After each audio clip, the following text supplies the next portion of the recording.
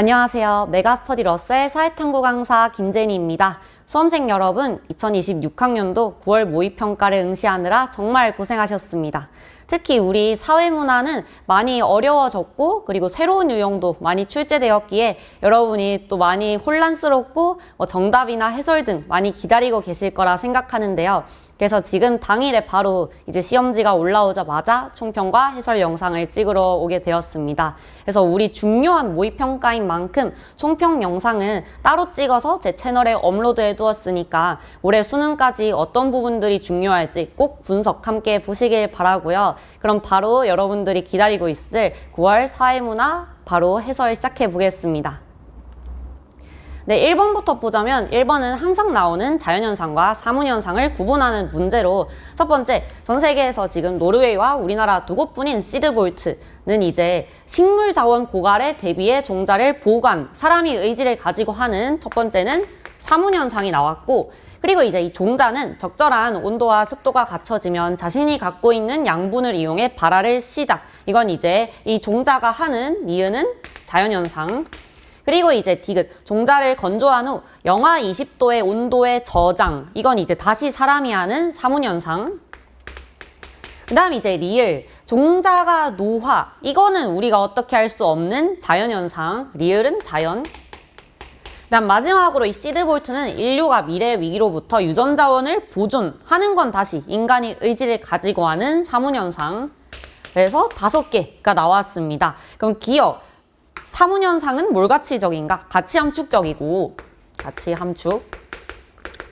그리고 이제 니은과 같은 현상은 인과관계가 불분명하다. 자연은 예외가 없이 분명하죠. 그리고 이제 3번, 사문은 개연성의 원리가 적용된다. 네, 그렇습니다. 답이 3번이었고, 그 다음 4번, 자연현상은 보편성만 존재하죠.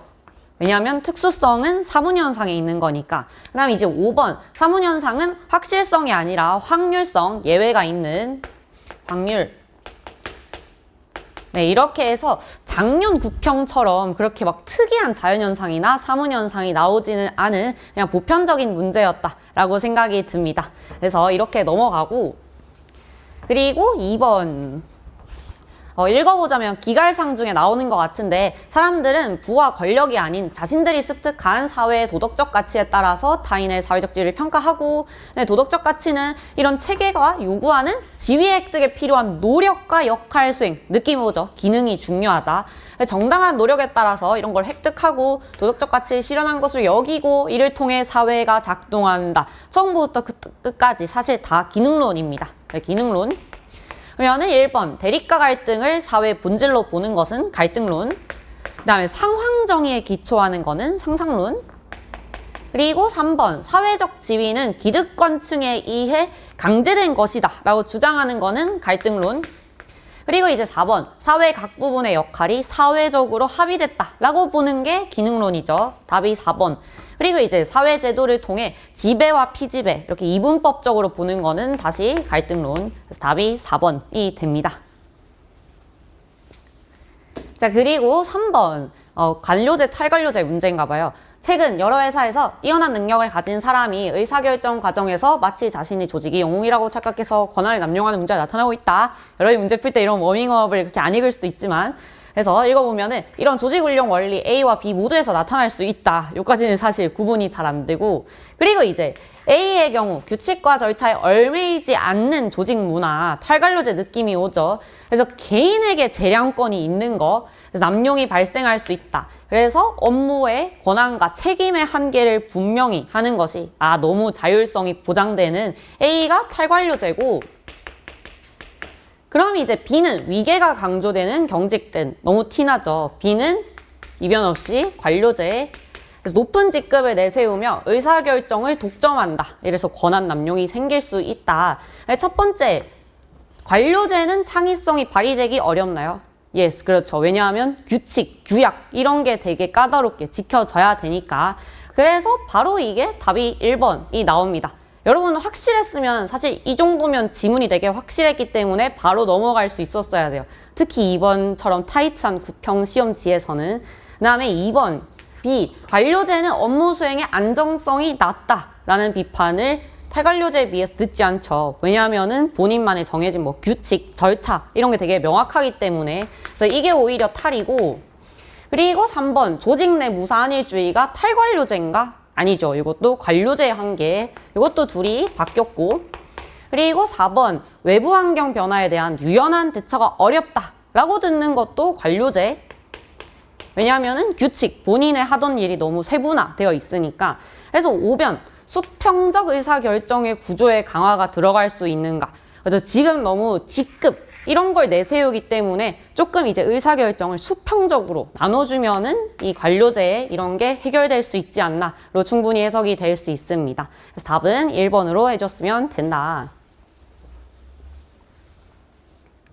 자, 그 다음에 4번 문화의 속성 문제가 나왔습니다.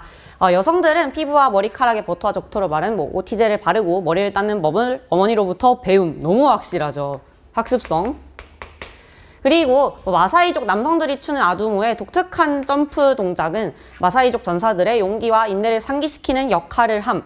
이 정도면은 이 사람들에게는 이걸 보면 이걸 떠올린다. 우린 이걸 이제 바로 공유성이라고 했죠. 그래서 이런 걸 뭐 상기시킨다. 우린 이런 게 다 공유돼 있다. 생각들이 이거니까.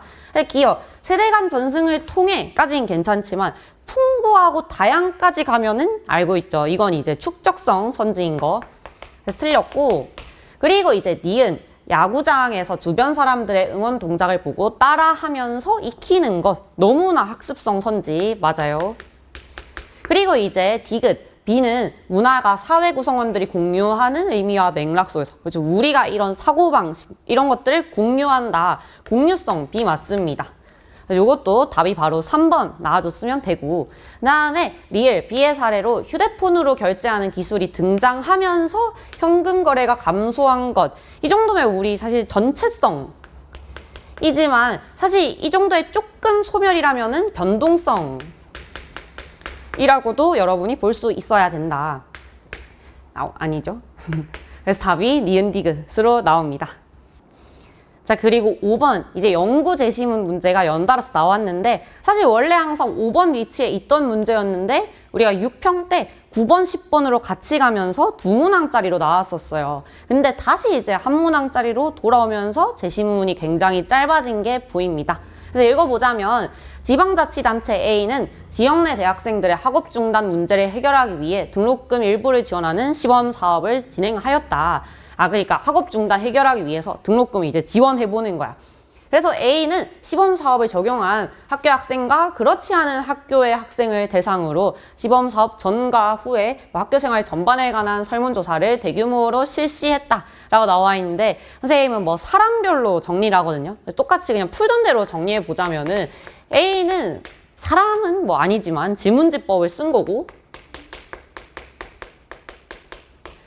자, 대규모로 실시했고 그 다음에 이제 개개인을 식별할 수 있는 정보를 삭제하는 누구나 사용할 수 있도록 데이터베이스를 구축했다라고 나와 있고 그 다음에 이제 시범 사업의 효과에 의문을 가지고 있던 연구자 갑이 나옵니다. 그래서 이제 갑이 나오고 가설을 설정하고 연구를 진행했는데 A가 구축한 데이터베이스에서 여기서도 사실 느낌이 오지만 항상 얘기했잖아. 바로 자료를 분석이라는 글자를 보자마자 이 정도면은 2차 자료를 사용했다. 조금 더 가서 이게 이제 연구의 논문이라면은 문헌 연구, 문헌을 보고 나서 그 다음에 이 사람이 어떤 연구를 했는지는 정확히 안 나와 있죠. 그냥 문헌 연구, 남이 해준 자료를 분석한 거. 그래서 이제 등록금을 지원을 받은 집단이 그렇지 않은 집단보다 학업 지속 의사의 증가 정도가 통계적으로 유의미하게 큰 것으로 나타났다. 그럼 우리 뭐 어차피 선지를 보려면은 해석해야 했었겠지만 비교해 볼게요. 그러면은 등록금을 받았더니 지속 의사의 증가 정도가 통계적으로 유의미하게 컸다. 지원금을 받으니까 학업을 계속했다. 그러면은 중단 문제 해결이 됐다. 결론이 똑같이 나왔다. 라는 게 말이 됩니다. 그래서 뭐 확인, 뭐 결론 수용 이런 식으로 이제 해도 괜찮고 그러니까 이 문제는 우리가 막 갑의 가설이 엄청 복잡하게 나오고 뭐 실험 집단, 통제 집단, 뭐 종속 변인, 독립 변인 이런 게 명확히 나오지 않아서 필기할 것도 별로 없었고 바로 선지랑 아마 왔다 갔다가 가능했을 거예요. 그래서 우리가 이제 읽어보면은 기억, 갑의 연구에서 기억은 표본이다. 설마 고른 사람 없겠지. 누가 봐도 이 사람의 자료를 분석했고 이게 의문을 가졌다는 것 자체가 다른 사람이라는 게 너무 구분이 됩니다. 그래서 우리가 갑은 A를 한 적이 없어요. 이런 거 항상 주의하라고 했잖아. 이런 거 항상 주의하라고 했죠. 그 본인 연구자가 한 게 아니라 어디서 가져온 거. 쌤이 정리해줬던 거기 있잖아. 많이 틀리는 사례들 중에 이런 사례도 있어요. 갑이 한 연구가 아니다. 그리고 이제 갑은 2차 자료를 활용했다. 아까 우리 봤죠. 자료를 분석. 그 다음에 이제 연구 결과는 시범 사업이 확대 시행되는 것을 지지한다 라는 똑같은 결론이 나왔습니다. 우린 확인하고 왔고, 그래서 답이 4번 니은 디귿이다 라고 할 수 있었어야 된다. 이 정도면은 연구지 시문 치고는 그렇게 어렵게 나온 편이 아니다 라는 거 알아두고,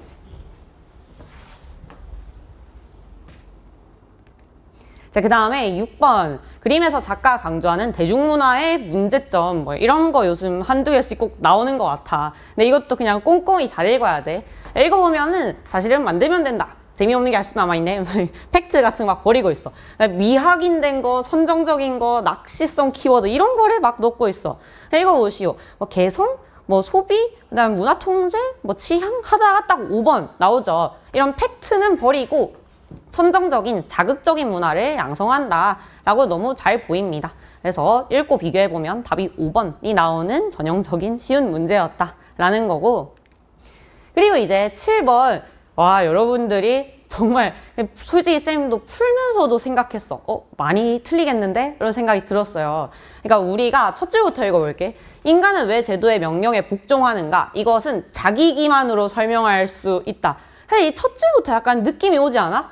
왜 복종하는가? 자기 기만이다. 약간 이 사람은 사회에 대한 구속성 이런 거를 조금 무시를 하고 있죠. 그래서 자기 기만은 실제로는 자발적인 것을 필연인 것처럼 스스로 가장하는 거다. 똑같은 말 계속해. 그러니까 우리가 이런 거를 만들어낸다라는 거잖아. 그래서 인간은 사회적 역할들의 복합체 속에서 선택의 여지가 없다고 자기 기만을 하면서 제도의 명령을 맹목적으로 수행하는 경향이 있다. 그래서 우리는 이 자기 기만이라는 거를 의식함으로써 사회적 존재로서 인간의 무한한 불안정성과 함께 선택의 가능성을 발견하게 된다. 처음부터 되게 몰입해서 잘 읽어보면은, 그러니까 이 사람 입장이 되었다라고 생각해보면은 어때? 이런 제도 같은 거는 우리가 만들어낸 거다. 그러니까 실체가 없다라는 거잖아.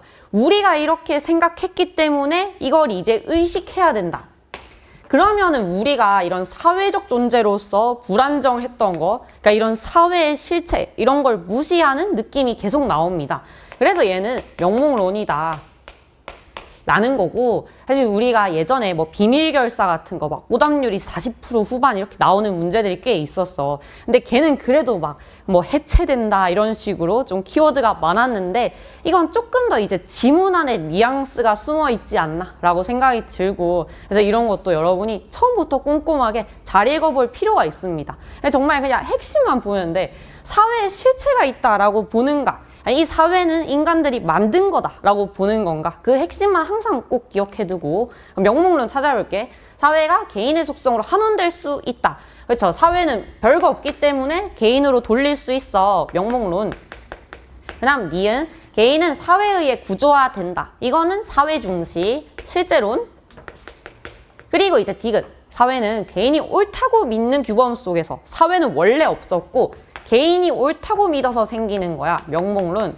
그 다음에 리을. 개인이 사회체계 내에서만 존재한다. 사회를 중시하는 실제론. 그래서 답이 이것도 기억 디귿 2번이 나옵니다. 근데 이 질문은 여러분이 왜 많이 헷갈려 있는지 알 것 같아. 뭐 사회, 뭐 명령, 제도, 사회적 존재, 여러분이 너무 좋아할 만한 단어를 많이 넣어놨지만 중요한 거는 지문의 뉘앙스, 이 필자의 관점.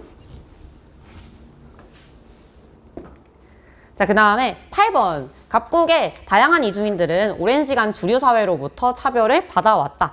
A 이주민들은 다른 이주민들과 달리 차별에서 벗어나기 위해서 그들만의 사회운동을 전개했다. 그래서 이들이 펼친 운동에는 자신들이 민족적 정체성을 유지하면서 주류 사회의 구성원조차 꺼리는 어려운 일도 마다하지 않고 적극적으로 사회에 참여하면서 계속 똑같은 얘기 나오죠.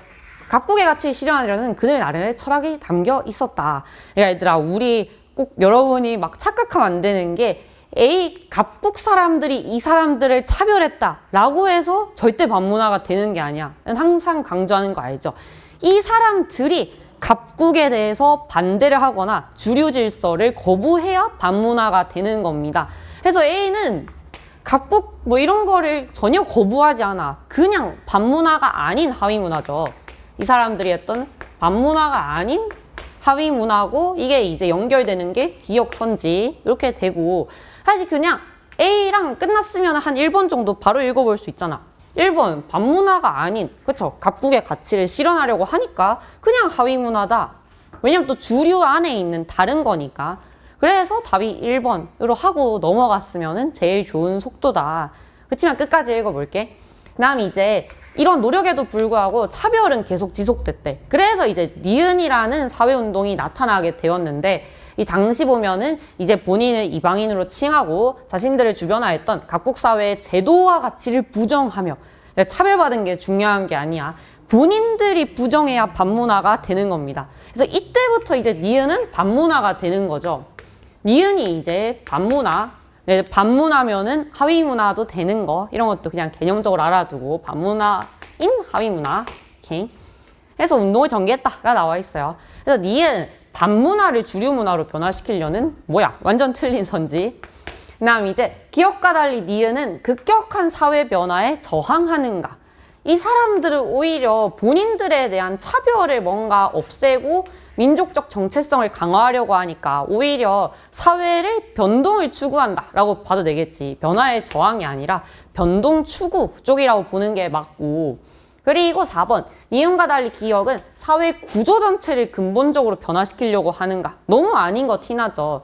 그냥 이런 거 차별에서 벗어나기 위해 이런 게 완전 막 신분제를 뒤집고 이런 건 아니잖아. 그래서 근본적으로 변화 뭐 이런 것도 아니고 사회 구조 자체를 막 뒤집으려는 이런 것도 아니야. 그 다음 이제 5번 기억과 니은은 모두 주류 사회의 문화적 정체성을 강화하기 위한 사회 운동이다 라고 했는데, 이 사람들 주체 자체가 벌써 하위 문화잖아. 주류 문화가 아니라 본인의 민족 정체성을 강화하기 위한 거니까 답은 5번도 될 수 없습니다. 자, 그 다음에 9번. 벌써부터 이제 채점형이 나왔어. 그래서 우리 이런 거는 사실 몇 번 풀어봤거나 하면 이제 알 텐데, 쌤이 항상 얘기하는 게 좀 생소한 문제일수록 처음부터 문제를 잘 읽으라고 했잖아. 그러니까 우리가 그런 건 많이 풀어봤을 거야. 질문 나오고 갑이 막 예, 아니요, 아니, 예 대답해서 3점, 막 을이 막 대답해서 4점 이런 거 많이 풀었을 텐데, 이제 이런 추세도 좀 나오고 있죠. 풀어볼게. 다른 하나는 예, 하나는 아니요라고 대답해야만 맞는 거야. 자, 그러면은 일탈을 규정하는 객관적인 기준이 있다고 보는가? 라고 했을 때 일단은 우리가 하나는 예, 이건 너무 많잖아. 대신에 낙인이 아니요라고 대답할 수 있는 게 하나 들어가 있었기 때문에 맞았다. 이 정도는 추론할 수 있잖아. 우리가 낙인은 A, B 중에 있었다. 이렇게 이제 적어줄 수가 있습니다. 그다음에 두 번째, 사회규범의 통제력 강화를 일탈 해결책으로 보는가. 이건 이제 하나밖에 없죠. 디르켐. 그러면 이제 디르켐이 얘 쪽에 하나 있었기 때문에 맞음이라고 나올 수 있었다. 이것도. 자, 그 다음에 3번 일탈자가 부정적자를 내면화하는 과정에 주목하는가 라고 했을 때, 이건 부정적자는 낙인이잖아. 역시나 낙인이 얘로 하나가 들어가 있었다. 여기서 바로 낙인이 B해서 시작했었어도 되고, 그다음에 쌤은 그냥 끝까지 한번 더 읽어보자면, 타인과의 상호작용이 일탈에 미친 영향을 강조하는가. 지금 이건 뭐뭐 있나요? 상호작용이 그냥 일탈에 미치는 이면은 낙차잖아. 상상론 공통점. 근데 낙차가 둘이 같이 들어갔어도 예여서 틀린 거지만, 근데 이제 틀리려면은 아니요기 때문에 될 수도 있습니다. 그러니까 우리가 사실 먼저 뭐 낙인 B 하고 오는 게 더 깔끔하긴 하거든. 근데 그냥 여기까지 먼저 적어주자면은, 우리가 C, D가 낙차 아니면은 C, D가 디르켐 아니면 머튼, 이걸 이제 추론할 수 있었어야 한다. 왜냐면은 이게 섞여버리면은 맞음이 됐을 거니까. 그래서 아예 예거나 아니요였어야 한다. 그냥 이런 경우의 수가 두 개가 있고, 여러분은 많이 풀어본 사람은 깔끔하게 끝내고 왔을 거야. 낙, B. 낙인이 B 가져가면 되고. 그러면은 이제 여기서 남는 게 B, B 빠지고 그러면 여기서 나오죠. 낙이는 이쪽이 될 수 없으니까 틀렸고 이게 맞고 그러면은 디르켐이 지금 D 아니면은 D 이렇게 D, 디르켐 D가 디르켐 나오고 그리고 나면은 뭐 C 머튼 자연스럽게 다 끝났죠. 머튼이 C 그리고 이제 어디 갔냐 A가 차교 요렇게 나옵니다. 그래서 가능한 경우 여기서 추론할 수 있는 것만 딱 깔끔하게 적고 문자 겹치면 바로 B, B 하고 이렇게 왔었으면 된다. 자, 그래서 구분 끝났어. 그러면은 항상 나온 선지죠. 차별교제 이론은 차별적 제재가 아니야. 왜 나한테만 뭐라 해? 요거는 낙인 이론 선지.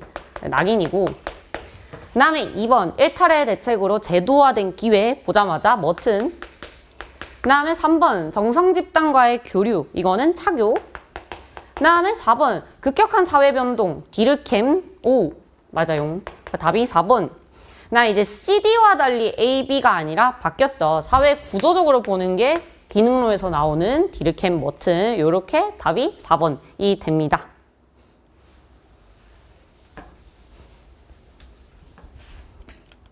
자, 대망의 10번. 무조건 오답률 진짜 5위 안에 들어갈 것으로 예상이 되는 여러분들이 많이 안 풀어봤겠죠, 이 문제를. 왜냐하면은 5년 만에 출제됐기 때문이야. 아마 2020학년도에 거의 마지막으로 출제됐던 유형으로 쌤이 기억을 하거든.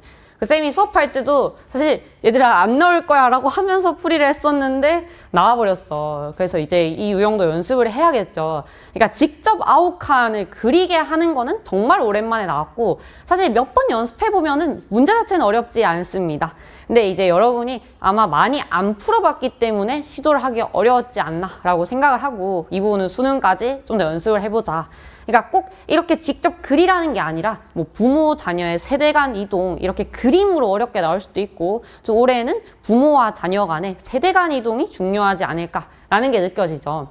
자, 시작해보자면은 일단은 자녀 세대 전체 인구 중 부모와 계층이 일치하는 비율이 30%다. 이제 이런 거 읽을 때는 꼭 분모를 중요하게 보라고 했잖아.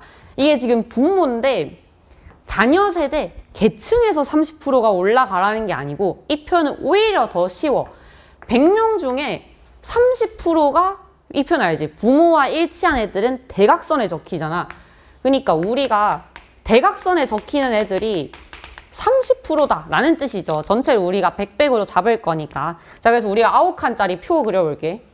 그래서 정말 오랜만에 그리는데 이렇게 있어요. 여기 이제 부모를 그릴 거고 자녀를 적을 거고 부모도 상층, 중층, 하층이 있을 거고 자녀도 상층, 중층, 하층이 있을 거 아니야.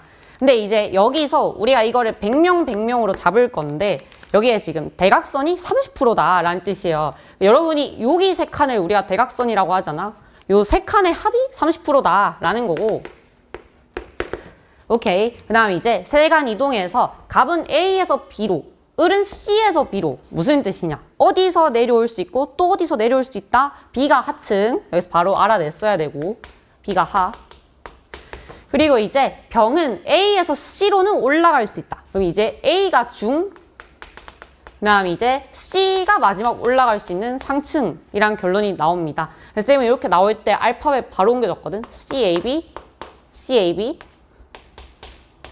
자, 이제 거의 다 끝났어요. 옮겨 적을게. 부모는 CAB 읽으면은 20, 30, 50 이렇게 20, 50 무슨 소리야? 20, 30, 50 그리고 이제 자녀는 CAB 읽으면 2, 5, 3, 20, 50, 30 요렇게 테두리 먼저 채울 수 있습니다. 보통 이제 테두리랑 대각선 채우는 게 시작이거든. 자, 그리고 나면 이제 A에서 B로 간 게 중요한 거 얘들아 꼭 표에 있는 분모를 읽어야 돼. 전체 인구. 그러니까 이 숫자 그대로 적으면 된다는 뜻입니다. 어디에서 환산할 필요 없이. 왜냐면은 A에서 B로 간 애들 그대로 찾아. 얼마 나와 있나요? 10%. 자, 그 다음에 C에서 B로 간 애들. C였는데 B로 간 애들은 5% 숫자 그대로 적어. 그다음 마지막 A에서 C로 간 애들. A였는데 C 된 애들이 숫자 10 저래 돼 있네요. 그리고 나서 이제 우리는 이렇게 더하기 빼기로 맞춰주면 된다라고 했잖아. 한번 해볼게. 오랜만에 하는 거지만 이제 10, 10 더하면 20이잖아. 그러니까 여기 지금 10이 부족해요. 10. 자, 그 다음에 이렇게 30. 네, 여기 5랑 10 더하면 15죠? 30 되려면은 15가 부족해. 여기서 이제 뭘 써먹어야 되냐? 3개 더해서 30. 네, 둘이 더해서 지금 25니까 여기가 5다 라는 것까지 했으면 나머지 9칸을 다 채울 수 있습니다. 그래서 둘이 더하면 15, 요 20 되려면은 5 들어가면 되고, 그다음에 요 둘이 더하면은 20, 여기가 30, 마지막 얘네 둘이 더해서 40이니까 여기 10. 뭐 찝찝하면 검산 한번 해보고 이렇게 더했을 때 20 맞군. 요 9칸짜리 표를 보고 이제 풀어야 된다라는 거고, 사실은 거의 그럴 리는 없지만 여기서 하나만 팁을 알려주자면은 9칸을 채우기 전에 이거 둘이 먼저 봤었어야 된다는 거 꼭 알아둬. 이 중에서 답이 나왔으면 얼마나 억울했겠어. 왜냐면은 9칸짜리 계산을 안 해도 우리가 부모는 피라미드, 자녀는 다이아 라는 거에서 답이 나왔으면 정말 큰 재수란 말이야. 그래서 사실 쌤은 이 9칸 그리 전에 이거 먼저 봤었습니다. 해보자면은 부모와 달리 자녀가 모래시계 아닌 게 너무 잘 보이고 다이아죠. 그 다음에 5번, 자녀에 비해 부모가 유리할 수가 없어요. 왜냐하면 자녀가 다이아로 유리하니까. 그래서 뭐 불리하다 이렇게 바꿔줘야 되고. 이 문제의 답은 4번, 5번이 아니었지만 혹시나 다 풀고 봤는데 답이 4번, 5번이면 시간 날린 거니까 계층 구조 먼저 봐라. 쌤이 항상 강조하는 거. 자, 그래서 마저 읽어보자면은 갑은 부모 계층보다 그냥 을의 부모 계층이 낮은가. 그러니까 갑은 A에서 왔고 그냥 을은 C에서 왔어요. 그러니까 A랑 C를 비교한 거잖아. 근데 C가 상층이니까 높았습니다. 이것도 표 그리기 전에 이게 답이 나왔으면 너무 억울했겠지. 그 다음에 2번, 부모와 계층이 일치하는 자녀의 수는 상층보다 중층이 많다. 사실 이 표를 그리고 마지막에 봤었어야 되는 선지가 이 두 개라는 거야. 그래서 부모와 계층이 일치하는 대각선 중에 상층은 5명, 그 다음에 중층은 10명, 중중 10명. 상층보다 중층이 많다. 그래서 답이 2번이 나오고 3번까지 해볼게. 이것도 다들 알고 있지? 우리 세대 간 하강 이동이 니은이에요. 상중하 순서에서. 니은은 더하면은 15, 10 더하면은 25. 그 다음에 기역자가 상승 이동이잖아. 이렇게 중에서 상, 하에서 상 이런 식으로. 여기 기역을 더하면은 또 45가 됩니다. 기역은 45. 그래서 세대 간 상승 이동한 자녀의 수가 많다. 이렇게 답이 아까 2번으로 나온 거를 확인했습니다.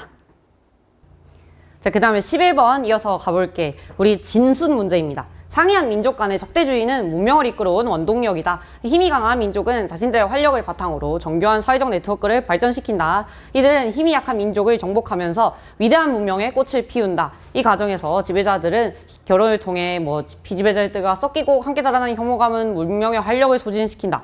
우리가 문명 때문에 조금 헷갈렸더라도 이 단어 보자마자 바로 사실 순환론 느낌이 와야 되죠. 전체 문명의 활력을 소진시킨다. 이때 이제 적대감으로 무장한 또 다른 강한 민족이 정복의 열쇠를 들고 새로운 문명의 문을 연다. 그러니까 이게 무슨 뜻이야? 소멸됐다가 다시 시작하고 흥망성쇠를 말하는 거죠.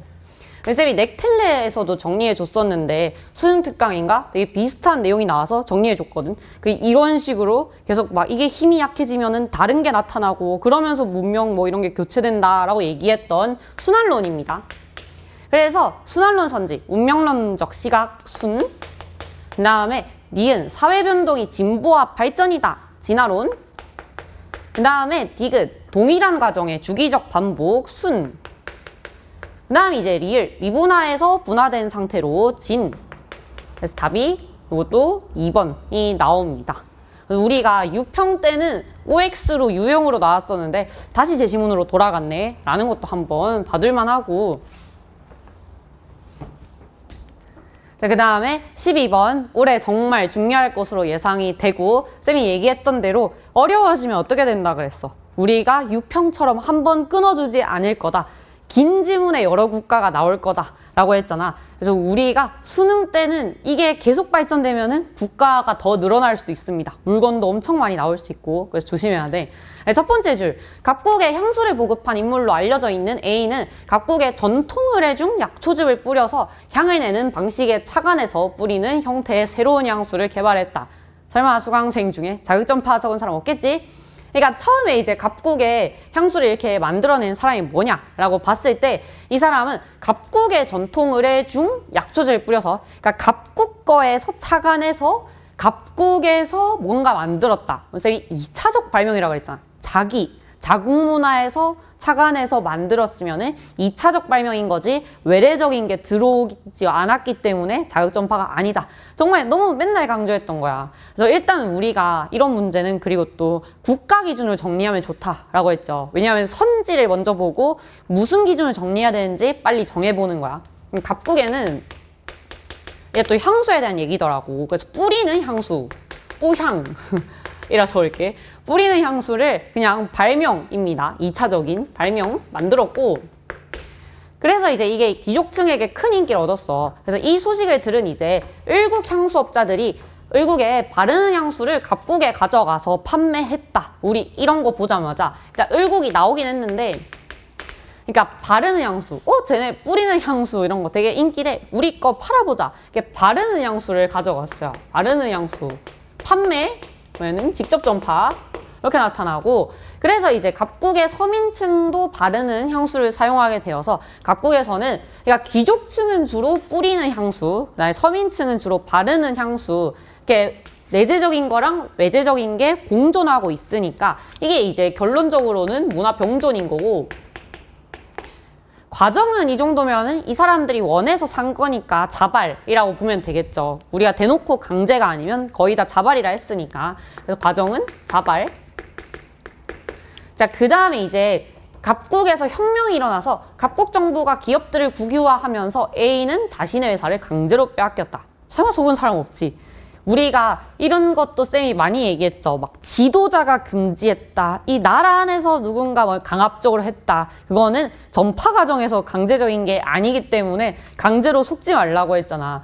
전혀 그냥 페이크 문장이고, 본인이 이제 회사를 강제로 빼앗겨서 본인의 향수 제조 비법을 들고 갑니다. 그래서 을국으로는 이제 이 비법을 들고 간 거고, 그 다음에 이제 갑국 귀족들에게 유행했던 향수를 다시 제조하였다. 그래서 이제 여기도 뭐 뿌리는 향수 말하는 거겠지? 그래서 뿌리는 향수.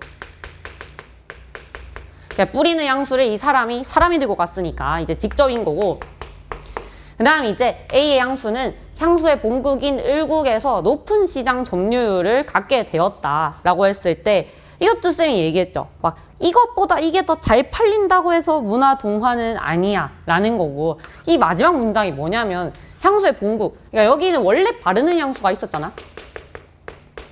그러니까 원래 을국에 바르는 향수들이 있었는데 이것보다 이게 더 잘 팔리게 되었지만 중요한 거는 이게 사라진 게 아니니까 문화 동화가 아니라 이 정도면은 병존이다 라고 했어요. 이것도 자발적인 거겠지. 이 A가 가져와서 제조했더니 을국 사람들 이제 좋다고 계속 산 거잖아. 그래서 이 정도도 자발. 그러니까 이 수용자들이 거부했는데 억지로 전파되었는가, 이게 중요한 기준이라 했으니까. 갑국의 강제적 아니고, 그 다음에 또 항상 얘기했죠. 막 라면 끓일 레시피, 비법 이런 거, 기술은 물질 문화다. 이 을국에 가져온 향수 제조 비법 이런 거 전부 다 물질이고, 기술 같은 거. 그 다음에 이제 3번 자극전파가 을국에서 직접전파가 나타났다. 첫 줄에 아마 이것 때문에 속았냐고 물어보는 것 같아. 틀렸고요. 그 다음에 4번 갑국에서 문화 융합 일어난 적 없어. 을국에 점유율이 높아졌다라고 해서도 문화 동화가 아니다. 그래서 답은 5번 갑국과 을국 모두 뿌리는 향수, 그 다음에 을국에 있던 바르는 향수, 이것들이 같이 있기 때문에 문화 병존이다. 답이 5번이 나옵니다. 그래서 우리가 이제 봤을 때 수능에서 한 번 더 이걸 업그레이드 시키면은 가불병정, 국가랑 엄청 여러 요소들 이렇게 주고받지 않을까라고 좀 걱정이 되기도 하는 파트입니다. 그래서 문화 변동을 잘 봐두고 선지 보고 무슨 기준을 정리해야 되는지 잘 봐봐봐. 자, 그 다음에 13번. 여러분들 정말 많이 틀렸을 것 같아. 내가 수업 때 계속 강조했단 말이야. 그 바로 쌤 뭘 강조했어? 자료에 적혀있는 이 나오면은 여러분이 무조건 놓친 거 하나 때문에 틀릴 거기 때문에 진짜 처음부터 한 번만 진지하게 읽어보라 그랬잖아. 자, 그래서 해볼게. 우리가 일단은 외국인 노동자랑 인권 변호사가 나왔습니다. 성취지위냐? 내가 말했잖아. 노동자, 알바생 이런 거 무시하지 말라고 했잖아. 조금의 이 사람이 노동자가 태어날 때부터 외국인 노동자였어? 아니죠. 본인의 어떤 뭐 조금이라도 후천적으로 뭘 했기 때문에 외국인 노동자가 된 거잖아. 성취지위. 그 다음에 이제 뭐 인권 변호사를 찾아가. 당연히 성취지위. 맞습니다. 알바생, 직원 이런 것들 전부 다 성취지위. 그 다음에 이제 자료에는 결합 자체가 목적인 사회 집단이 적혀 있다. 내가 항상 강조했던 제발 그 자료라고 나와 있으면은 무조건 자료 전체를 정말 꼼꼼히 처음부터 다시 쓱 보라 했잖아. 이 선지를 보자마자 처음부터 쓱 보라 그랬어. 선생님도 이 글자를 보고 진짜 그 중요한 거는 얘들아 발문부터 꼭 알지. 여기는 없었지만 발문부터 꼭 읽어줘야 돼. 그러니까 청년 목수 가펜을 들다 이렇게 읽었어. 여긴 뭐 없죠. 고등학교 표시해볼게. 고등학교. 그 다음에 건설회사, 사내혼성합창단, 친해진 외국인 노동자 의뢰 산업재해를 목격했고, 그 다음에 이제 당시 노동조합 결성되어 있지 않아. 을은 제대로 된 보상을 받기 어려웠다. 그래서 마라톤 동호회에서 알게 된 인권 변호사를 찾아가 도움을 받았고, 현 현실을 사회에 알리고자 노동인권단체에 가입해서 활동했다. 이 과정에서 갑은 투구한 글이 신문. 놓쳤지? 이렇게 내가 말했잖아. 평가원에서 자료에 적힌 나와 있으면 무조건 이것 때문에 여러분이 틀릴 거다라고 했어요. 신문은 대중매체. 쌤이 처음에도 얘기했는데 우리가 사회학적 기관에서 기관의 의미 너무 크게 신경 쓰지 말라라고 하면서 쌤이 제일 처음 개념 설명할 때 강조했던 게 아내가 비공식적 기관이라고 할 수 있나요? 아내는 가족이니까 비공식적 사회기관이 될 수 있어요 라고 했잖아. 그러니까 신문 대중매체니까 비공식적 사회기관이 될 수 있어요. 가족도 기관이 아니잖아. 그러니까 대중매체도 그 사회화 기관으로 알아두라 라고 했었어요. 그래서 신문 나왔고 계속 끝까지 읽어야 돼. 진짜 한 글자 한 글자 놓치면 안 돼. 갑은 작가로서 길을 걷게 되었다. 평범한 이들의 노동과 삶을 오롯이 대우받기를 바라며 오늘 펜을 든다. 제 얘들아 이번에 틀렸으면 꼭 알아둬. 그러니까 평가원이 이런 대중매체 트릭을 또 쓰진 않더라도 분명한 거는 여기서 여러분이 잘 모르고 있던 어떤 거를 가져올 수 있다라는 의도가 명확히 보이죠. 제가 표시 다 해줬어. 선생님은 사실 찝찝해서 한 번 더 읽었어. 그래서 자, 결합 자체가 목적인 사회 집단이 적혀 있다. 이런 선지 올해 무조건 나온다고 했잖아. 공동사회. 여기에 뭐 가족 같은 게 있느냐? 가족이나 또래 집단처럼 없어요. 틀렸고. 아까 이거 맞았고. 자, 그 다음에 디귿. 자료에 적혀 있는 공식적 사회화 기관의 개수. 뭐 있었어? 고등학교. 여러분 표시해놨으면 바로바로 비교만 하면 되죠? 고등학교밖에 없어요. 한 개. 그 다음에 비공식 조직 개수 찾아볼게. 비공식 조직. 사내혼성합창단. 말고는 없습니다. 이런 거 다 공식 조직 안에 있다는 말이 없잖아. 자, 그래서 비공식 조직도 사내합창단 한 개 동일합니다. 자, 그래서 기역 디귿까지 나왔어. 근데 이제 평가원의 의도가 보이죠.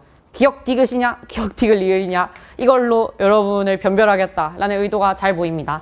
자료에 적혀 있는 자발적 결사체 찾아볼게. 고등학교 빼고 회사 빼고 하나, 둘, 셋, 넷입니다. 그래서 자발적 결사체 4개. 자, 그 다음에 비공식적 사회화 기관 찾아볼게. 아까 그 반대겠죠. 학교 빼고 하나, 둘, 셋, 넷, 다섯, 여섯 개입니다. 그래서 6개, 2개 많다. 답이 4번이야. 그래서 우리가 사실 쌤이 막 수업 시간에 사설 모의고사 같은 거 막 풀면서 막 2개 많다, 뭐 3배보다 뭐 적다 이런 식으로 나올 때 문제가 너무 사설스럽다라고 했는데 평가에서 내버렸잖아. 이런 개수 비교 같은 거. 그래서 이제 더 이상 평가원도 여러분을 얼마든지 그런 모의고사처럼 어렵게 낚을 수 있다라는 거 알아두고, 아무튼 대중매체가 사회화 기관인 거 몰랐다라고 하면은 꼭 알아둬야 돼.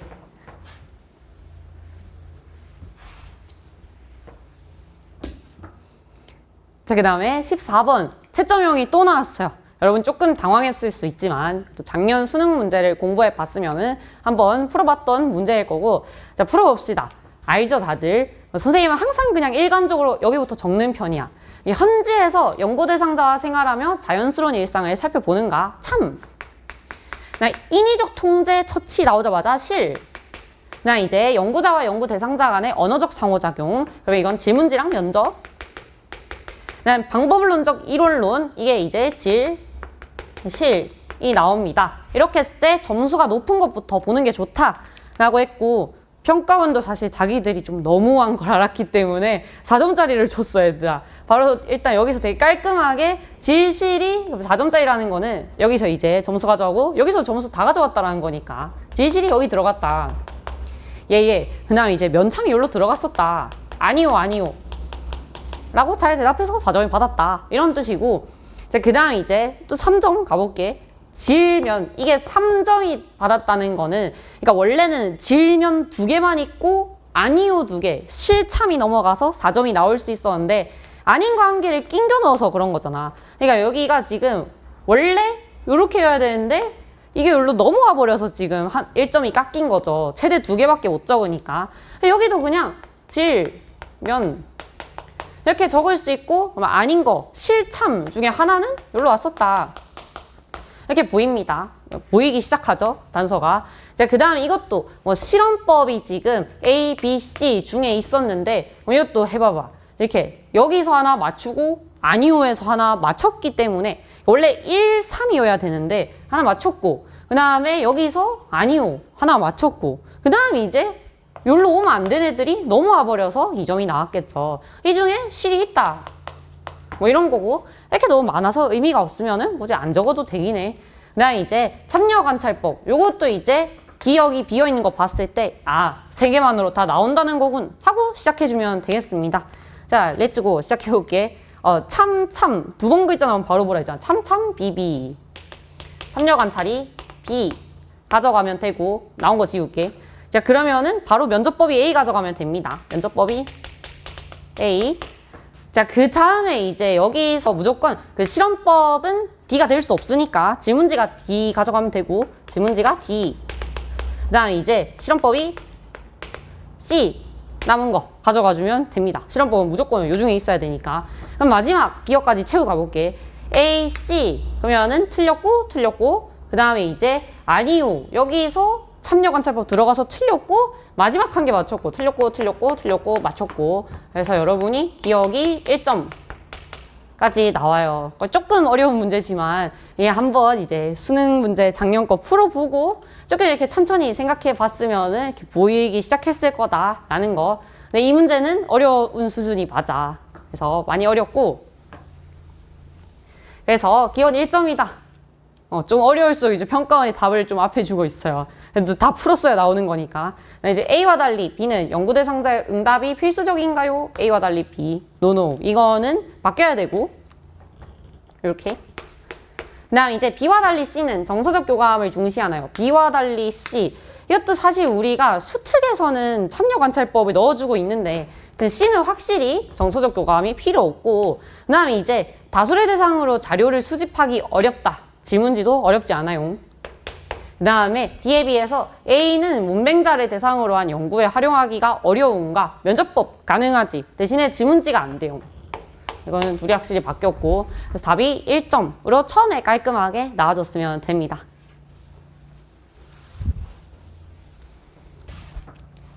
자, 그 다음에 이제 15번 풀어볼게. 정말 많이 틀렸을 것으로 예상이 됩니다. 앞에서 시간도 많이 뺏기고 와서 아마 지금 15번이나 20번 중에 가장 마지막 문제로 풀었을 거야. 15번을 조금 풀다가 안 될 것 같아서 20번으로 바로 갔었을 수도 있고, 그런 사람은 잘한 거죠. 아니 그냥 처음부터 대충 보고 20번이 먼저 낫겠는데? 해서 20번 먼저 했을 수도 있고, 뭐 본인 마음인데, 아무튼 15번을 가장 많이 못 풀었을 거라고 생각해. 자, 해봅시다. A부터 C를 운영하고 있는 갑국에서는 청년 지원을 위해 노력하고 있는데, 대충 우리 실업급여 누구에게나 올 수 있는 사회적 위험. A가 사보. 그 다음에 이제 B, 최소한의 생활, 공공구조. 그 다음에 이제 C가 자연스럽게 사회 서비스가 됩니다. 상담 프로그램. 이렇게 했을 때 A, C 수혜자, B 수혜자의 비율을 나타낸 것이고, 그 다음에 이제 중복 수혜자 중 A, C 혜택을 받는 사람 수와 뭔 말인지 모르겠어. 그래서 이 제도 2개는 벤 다이어그램 이제 안 그려도 되지만 3개는 그려야 돼. 왜냐하면 겹치는 부분의 영역이 되게 중요한 문제란 말이야. 자, 그래서 A, B, C를 그려볼게. 3개짜리 진짜 오랜만에 나왔죠. A가 있고, 그 다음 이제 동그라미 겹치게 그려서 B가 있고, 그 다음 이제 밑에 C를 한 개 더 그려. 요렇게 한 개 더 그려서 C, 사회 서비스, 뭐 공공구조, 사회보험. 이렇게 적고 그다음 이제 비수혜자라는 거는 여러분이 마지막 밖에 적을 거예요. 이렇게 8 이렇게 다 더해서 이 나라 100 나와야 되는 거고 그다음에 A 옆에 70 적었을 거야. 70. 자, 그다음에 B 옆에 19 적었을 거고 그다음에 C 옆에 12 요것도 잘 적었을 겁니다. 12. 자, 요렇게 적고 나서 삼중수혜자 3개 다 받는 제일 정가운데 칸이 2. 요거까지도 적었을 거야. 흰색이 문제 조건 그대로 적은 거고. 자, 이제부터 풀어봅시다. A, C의 혜택을 모두 받는 사람. 그러니까 이제 2개 이상을 받는 사람을 우리가 중복수혜자라고 하는데 A, C의 혜택을 받는 사람. 동그라미 치면서 풀었으면 되지. 요거 말하죠, 요거. A, C 사이. A, C 사이니까 요거 그냥 동그라미 치면 되잖아. 이게 A, B, C 혜택을 모두 받는 사람 수의 2배다. 2의 2배는 얼마인가요? 4. 그러니까 이 초록색 칸이 4라는 뜻이거든. 여기 2를 채워주면 되죠. 요 사람들은 요 사람들의 2배다. 이렇게 해석되잖아. 여기 똑같이 B, C 혜택을 모두 받는 사람 수는 요 B, C 여기도 한번 표시해봐봐. 요거는 가운데 사람들의 2배다. 그러니까 이 초록색 칸이 4명이다. 2명 이렇게 채웠으면 됩니다. 그래서 이 문제 이렇게 알아두고 겹치니까 지울게. 이 표현은 그림을 그리면서 영역 연습이 많이 필요했고 수능까지 3개짜리도 많이 연습해 보면 돼. 왜냐면 우리가 지금까지는 조금 더 이제 가중평균 쪽으로 나왔기 때문에 이런 3개짜리를 풀 일이 없었는데 올해는 일단 아직 가중평균 안 나온 상태에서 제도끼리의 중복으로 가려는 가능성이 큰 것 같고 여기에 가중평균 나올 수도 있겠지. 수능 때 엄청 어렵게. 아무튼 이렇게까지 지금 초록색까지 했어. 그 다음에 여러분이 이제 뭘 했어야 되냐. 이게 비어있는 게 찝찝했었어야 되죠. 그래서 우리가 이 비어있는 거를 이제 생각을 해줘야 돼. 그러면은 요 70, 19, 12를 더하고 그다음에 8이랑 이런 것들 더했을 때 100이 되는지를 계산을 해보면 됩니다. 지금 6이고 그 다음에 여기가 19고 여기가 10이고 70이면은 여기가 지금 92여야 되는데 여러분 계산해보면은 여기가 1이 부족할 거거든. 1. 요렇게 나옵니다. 그래서 우리가 사회보험은 2일 빼면은 65 나오고 그냥 이제 공공부조는 19에서 5 빼면은 14 나오고 그 다음에 사회 서비스 이렇게 했을 때 6 빼면은 사회 서비스만 받는 사람들은 6이 나와. 여러분이 다 더했을 때 지금 1이 넘친다 라는 거를 알아냈으면 됩니다. 그래서 우리가 요 비어있는 칸이 1이었군 이라는 거를 알고 나서 갔었어야 문제가 다 풀려. 그러니까 이거 비어있는 거를 찝찝하게 생각했었어야 되고. 오케이, 이제 진짜 가볼게. 그래서 중복수혜자는 비수혜자 수보다 많다. 이 중복수혜자라는 거는 그냥 이 칸이 이제 우리가 안 겹치게 적은 거니까 이 다 더하면 되거든. 1, 2, 2, 2 얼마인가요? 7. 비수혜자 수는 8. 그래서 적다. 틀렸고. 그 다음 이제 2번 사회보험의 혜택만을 받는 사람 수. 사회보험의 요 65칸. 네, 이제 공공부조의 혜택만은 14라고 적혀 있어요. 14에 4배인가? 전혀 안 맞아. 4배? 안 맞고. 네, 이제 3번 중복수혜자가 아닌 사람 수는 아닌은 우리 어떻게 되느냐? 중복수혜자가 아닌 이 사람들 100에서 빼면 되잖아. 중복수급자가 아까 우리 7이라고 적혀 있어요. 7. 100에서 7 빼. 93. 이렇게. 그 다음에 이제 금전적 지원은 우리가 사회보험이랑 그 다음에 공공부조여야 되는데 중간에 중복을 빼든지 아니면 요거는 이제 그림이 다 나눠져 있으니까 더해보든지 얼마인가요? 65, 그 다음에 1, 14, 그 다음에 요렇게 더하면은 대략적인 더해볼게. 65, 그 다음에 계산이 너무 느려. 65, 그 다음에 5, 그 다음에 이 둘이가 안 더한 게 16 이렇게. 얼마 나오나요? 70, 86? 86? 적지 않습니다. 많다. 이렇게 나오고. 쌤이 지금 앞에 자꾸 모기가 돌아다녀서 계산이 잘 안 돼. 그 다음에 4번 비수혜자 수는 8 여기 나와 있고 중복수혜자 중 강제가입은 사회보험. 그러면은 사회보험에 걸쳐지는 요 사람들 요 사람들 그러면은 5명 있어요. 8명 5명 여기 2배인가? 전혀 안 맞고. 이렇게 마지막 5번 사회서비스 혜택만을 받는 사람 수 요 6명. 그 다음에 중복수혜자 중 소득 재분배 효과가 가장 큰 공공부조의 중복수급자는 요렇게 5명입니다. 5명보다 많다 해서 답이 5번이 나오면 되는데 이때까지 나왔던 복지제도 수급자 중에 많이 어려운 편이었고 답이 5번이어서 여러분이 좀 되게 많이 읽기 어려웠지 않나 라고 생각이 드는 좀 어려운 문제였다. 여러분이 올해에는 제도 3개짜리 요것도 좀 더 연습을 해보자. 자, 그 다음에 16번. 갑국에서 일하는 외국인 노동자 A는 행인과 다툼을 겪고 경찰서에 가게 되었다. A는 갑국의 언어에 익숙하지 않아서 모국어로 진술서를 작성할 수 있게 해달라고 요청을 했어. 근데 이제 갑국 언어로만 진술서를 써야 된다. 이 사람은 말이 달라서, 그러니까 국적 이런 문제겠죠. 쌤이 이런 건 이제 선지 먼저 봐야 되지만 사람 순으로 정리하기 좋다라고 했으니까 A는 뭐 거의 국적 느낌이고 이건 우리가 이제 문화적 특징인 거죠. 문화적 특징으로 차별을 받았고 고부했고 정당한 법적 조력을 받을 수 없었다. 끝까지 이제 차별을 받았습니다. 이렇게 끊겨있는 지문은 관련된 것만 먼저 봐도 돼. A는 주류 집단의 제도적 배제. 그렇죠? 이렇게 업무 지침, 제도적인 걸로 차별받았다. 답이 1번이 나오고 있어요. 자, 그 다음에 계속 읽어볼게. 2번. B는 사회적 소수자에 대한 우대 정책. B를 이제 읽어야겠군. B. 어릴 적 교통사고로 다리에 다쳐 장애가 있어요. 장애는 그러니까 신체적인 건데 후천적 뭐 이런 거 신체를 물어볼 수도 있고 후천적을 물어볼 수도 있고 나중에 난 이제 학교에 입학하려 했으나 간헐간청이 화재 규정을 근거로 휠체어가 대피에 방해가 된다며 뭐? 입학을 허가하지 않았다. 나쁜 놈들. B의 부모는 지속적 청원을 냈고 그 결과 이제 차별화해서는 안 된다는 법이 제정돼서 공교육을 받을 수 있게 되었다. 그러니까 차별받다가 제도적으로 어떤 도움을 받은 케이스. 그래서 우대 정책이 아니야. 우대 정책은 완전 이제 뭐 장애인이라면은 먼저 학교에 입학시켜주고 이렇게 완전 우선적 기회를 줘야 된다 했잖아. 그렇게 역차별 나오지 않았어요. 우대 정책과. 그 다음에 3번 A는 B가 신체적인 거고 A가 아니라. 그 다음에 4번 갑국의 사례 역차별 뭐 전혀 없어. 네, 5번 수적 우세 아닌디? 그래서 답이 그냥 1번으로 처음에 나온 걸로 믿고 넘어갔었으면 되겠습니다. 자, 그 다음에 17번. 다음 자료에 A부터 C에 대한 설명으로 옳은 것은? 이라 물어봤어. 그 장면 2부터 나오죠. 갑이 반가워하면서 오는 길에 아는 사람 만나 이야기하느라 늦었어. 화를 내며 너를 기다리느라 1시간이나 버렸잖아. 근데 갑이 이제 시간을 버렸다고? 우리 지금 만났잖아. 우리 문화에서는 기다리는 시간을 버렸다고 생각하지 않아.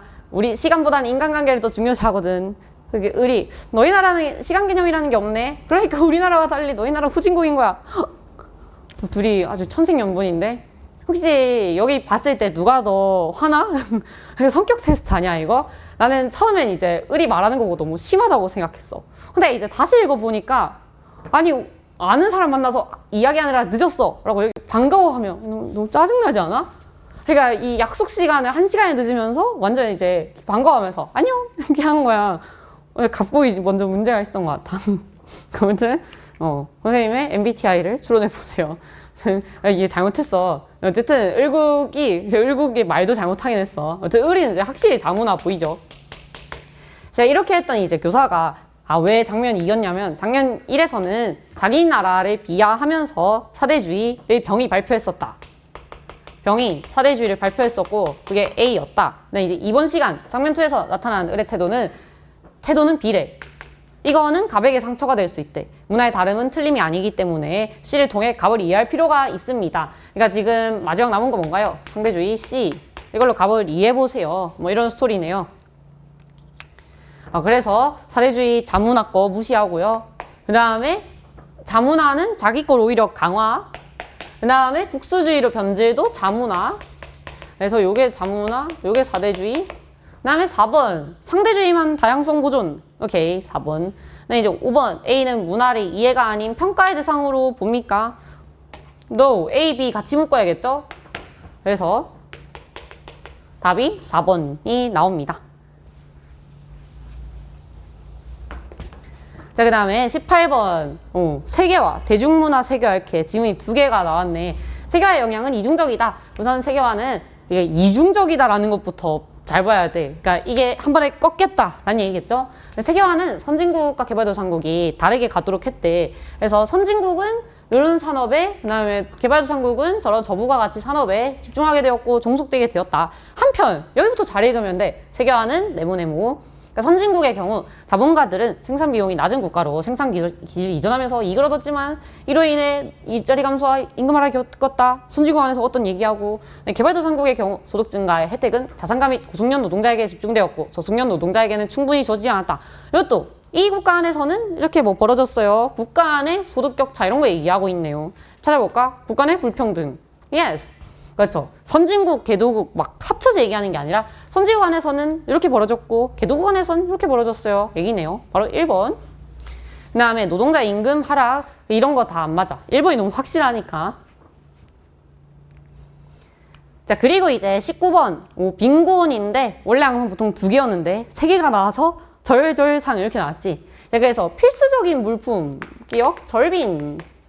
그 다음에 니은 최소한의 건강 이것도 절빈. 마지막 디귿 통상적인 수준 얼마나 떨어져 있는가 디귿 상빈. 선지 빠르게 읽어봅시다. 기억과 달리 니은 벌써 틀렸어. 그 다음에 2번 디귿과 달리 기억 둘 다 우리 상빈 절빈 둘 다 객관적. 그래서 3번 디귿과 달리 니은은 소득 수준이 다른 사람에 비해 충분하지 않다고 느끼는 상태. 주관적 빈곤은 아무도 없죠.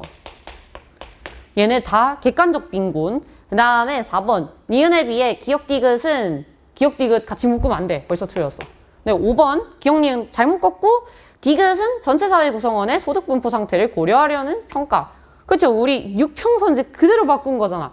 상빈만 줄 세워서 중위소득 50%. 그 다음에 이제 절빈은 소득 분포 상태가 아니라 아까처럼 생존, 최소한 이런 거랑 관련이 있는지 본다 라고 했으니까 답이 5번이 나옵니다.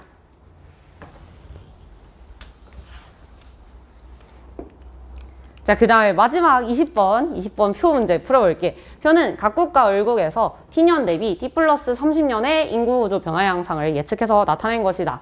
T년의 전체 인구 중 부양 인구의 비율이 45%. 우리 바로 했죠. 전체 인구가 1순위 100으로 잡기. 갑, 지금 을국이 있고 우리는 항상 유분호총을 그려야 되고, 그 다음에 을국을 지금 100 중에 45%를 부양 인구에 적으래. 이렇게 적었어요. 이렇게 하고 그 다음에 이제 이게 갑국의 0.75배다 라고 했을 때 어쨌든 100명 중에 7.5배 우리 0.75라는 거는 많이 나온 그래도 숫자잖아. 4분의 3이에요. 4분의 3. 여러분이 곱하기 3분의 4에서 돌려가든지 하면은 60이 나왔을 거야. 4분의 3 나왔고, 그 다음 이제 을국의 노령화 지수와 노년부양비는 같으며 눈으로 바로 보자고. 이게 노령화 지수는 이렇게 갈 거고 노년부양비는 이렇게 가잖아. 이 둘이가 같다라는 거는 지금 우리 분자 같은 상황에서 분모도 똑같다. 그러니까 지금 요 말은 을국의 유소년 인구가 둘이 똑같다. 45라는 걸 알려줬던 거고, 이렇게 했을 때 이제 유소년 부양비가 갑국이 을국의 0.25배다 라고 했을 때 저런 거는 결과끼리 바로 적어서 비교하라 했잖아. 을국의 유소년 부양비가 1입니다. 그러면은 이제 갑국이 을국의 그러니까 계산하자면 100이죠. 100에 0.25라는 거는 4분의 1이니까 얘가 지금 25란 거잖아. 그러니까 이렇게 계산된 걸 알려주면 바로 적지 말고 계산 값을 적고 돌아가자 라고 했잖아. 그래서 갑국에서는 쌤이 푸는 방법 알죠? 100명으로 따지자면은 25란 뜻이니까 4분의 1이다. 그래서 쌤은 이렇게 해서 이렇게 3대 5를 하든 이렇게 해도 4배 15가 나옵니다. 이렇게 둘이 채울 수 있고 지울게. 자, 여기까지 했어. 갑국과 을국 모두 전체 인구는 변함없다고 가정하고 아래 조건 보고 이제 T 플러스 30년을 채워주면 됩니다. 우리가 했던 건 지금 T년이었고 마저 완성해볼까? 일단 100, 요 75니까 25, 얘네 둘이 합쳐서 90이니까 10 들어가고 이제 T 플러스 30년 채워볼게. T30, 그 다음에 T30. 요렇게 했을 때 전체 인구 변함 없으니까 바로 100 적고 100 여기도 100 그 다음에 올라갔니? 100 적고 자, 그 다음에 이제 갑국은 유소년 부양비가 증가했는데 우리 항상 전체 인구 이런 거 먼저 보기로 했잖아. 전체 인구부터 적을게. 전체 인구 중 60은 불변 60% 그대로. 그 다음에 이제 여기 을국도 45에서 감소했어요. 45에서 감소했다 나와 있고 요 끝냈어. 그냥 이제 나머지 초록색으로 해볼까?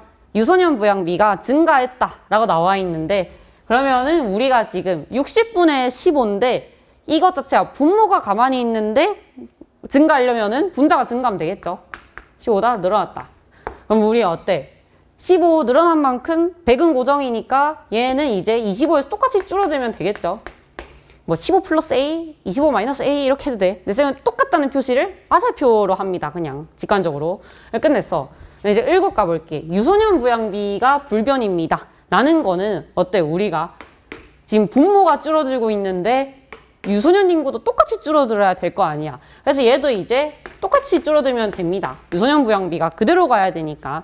뭐 45 마이너스 B, 45 마이너스 B 해도 돼. 그것도 뭐 좋아하는 사람이 있겠죠. 저 웬만하면 미지수를 안 늘리고 싶어서 그렇거든. 그럼 이제 여기 채워주면 되잖아. 그러니까 이만큼 줄어들 만큼, 이만큼 줄어든 만큼 얘가 채워줘야 되니까 10에서 저만큼 2번 늘어났다. 뭐 쌤은 이렇게 적기도 해요. 여러분은 알파벳으로 적어도 상관없어. 얘는 또 왜 이렇게 올라갔니? 45. 이렇게 했었습니다. 이렇게 했을 때, 이제 복잡하게 조건 보면서 문제 풀면 돼. 자, 가볼게. 그래, 항상 이것도. 선생님은 이거 T 플러스 30년 완성하기 전에 1번 선지부터 읽어봤어. 1번에서 답이 나오면 굉장히 좋잖아. T년의 노령화 지수 15분의 25. 그다음 을국은 45분의 10이니까 각국이 훨씬 큽니다. 얘 1이 넘잖아. 틀렸고. 아쉬워라 하면서 T 플러스 30년 채웠지. T 플러스 30년에 각국의 노년 부양비 50보다 클 것인가? 라고 했는데, 쌤이 항상 저런 숫자 나오면은 왜 50인지 맞춰보라고 했잖아.